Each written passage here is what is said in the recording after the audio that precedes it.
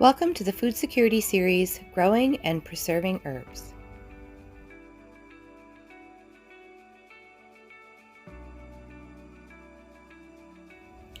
In your kit that you've received, you'll have everything you need to get started. A bag of potting soil, a metal planter, and a packet of seeds.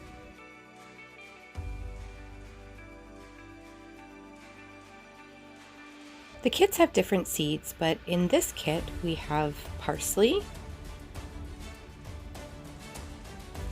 basil,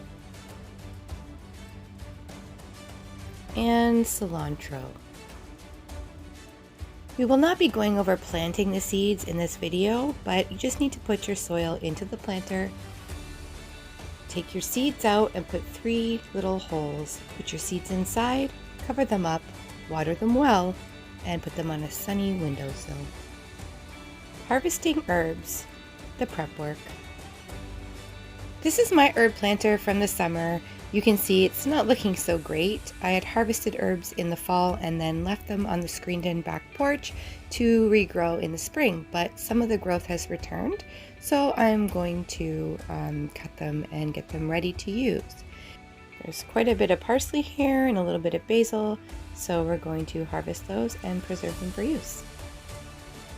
The first thing you're going to want is a pair of sharp scissors, and I washed them beforehand to make sure no bacteria got onto the plant when I cut them.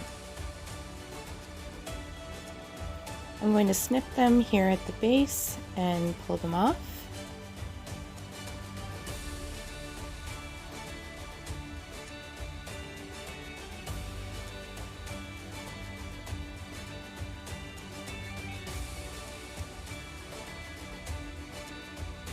So now that I've harvested most of the growth, I am going to trim down all of the deadness.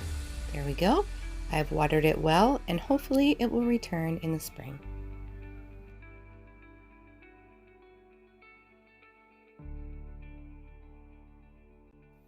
Dry preserving herbs.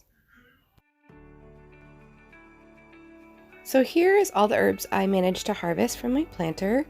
There's a little bit of basil here. Not very much, but I'm going to put that aside, and the rest is parsley.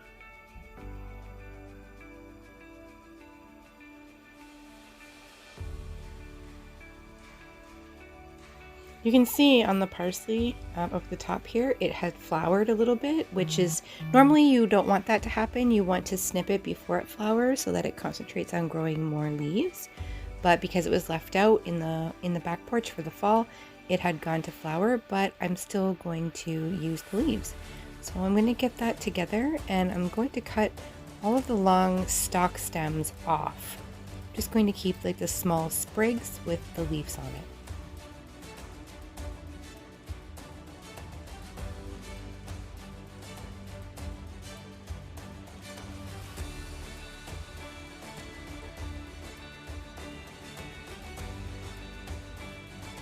Just a quick note, you could use these fresh by popping them into a mason jar with a lid and popping that into your fridge.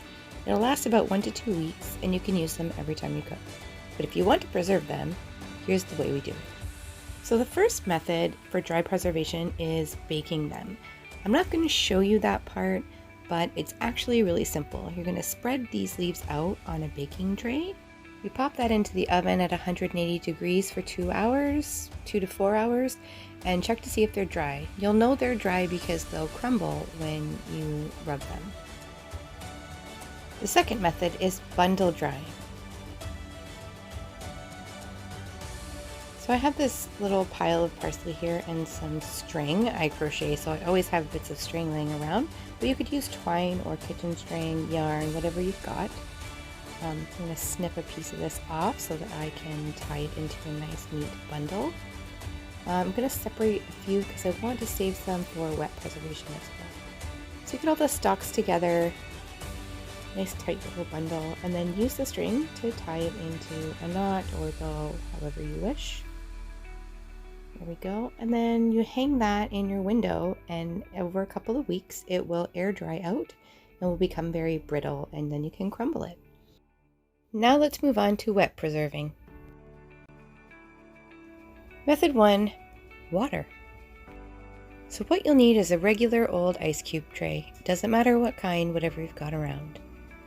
So I have this little bundle of parsley here, and now I'm going to snip the leaves right off the stalk and into the ice cube tray. I'm going to keep going until I've filled up as many as I can. If you have a lot, you can also put it in a food processor and blend it up really well and then pour that into the ice cube trays to freeze. For me, I'm just going to use a little bit of water.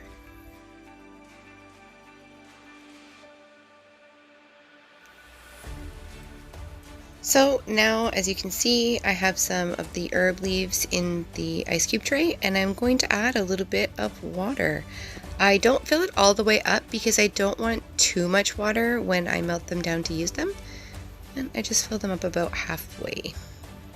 Then you pop them in the freezer and freeze them.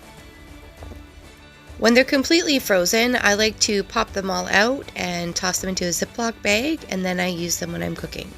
I do this with peppers and onions as well. I pre-chop them and then freeze them, and then they're right there ready to go when I need them. Method 2, oil preservation. Just like doing the water preparation, I'm going to cut up these basil leaves, but I'm actually going to cut them quite small because they're big leaves, and pop them into the ice cube tray.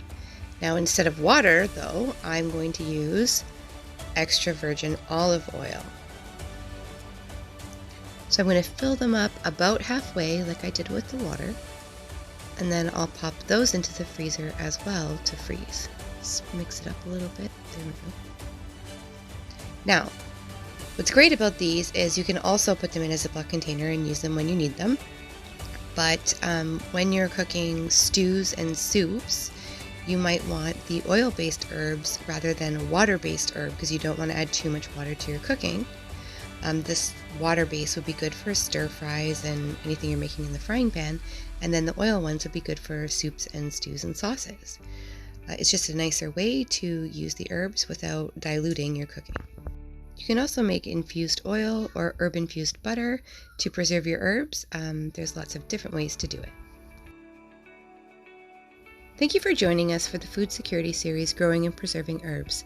Good luck on your growing! Ona!